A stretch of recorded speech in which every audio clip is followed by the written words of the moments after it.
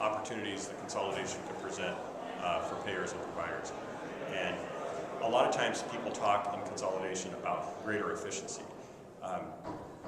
Yes, I would concede that there is an opportunity for greater efficiency that scale can bring.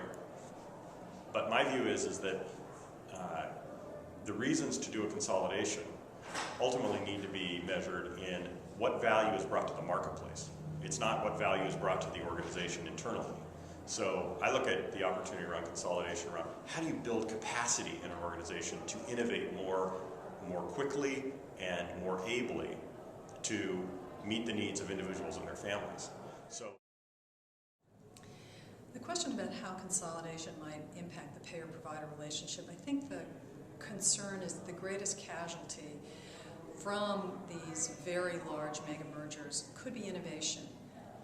Much of the research shows that the innovation that is happening around payment reform, around delivery reform, is coming from providers and payers who are in a single state, not the very large commercial payers that span multiple states.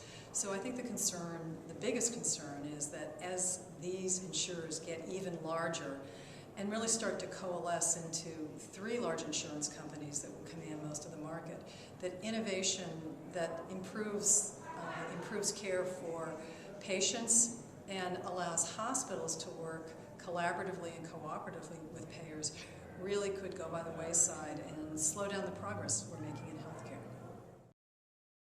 Payer consolidation is already coming up in the presidential election on both the Democratic and Republican side. So I think you'll hear presidential campaigns talking about it. Sometimes, it won't necessarily be in a very policy way. The campaigns don't lend themselves to the most sophisticated policy discussions. So it'll, I think, just be very general discussions about how do we control healthcare costs and serve consumers well.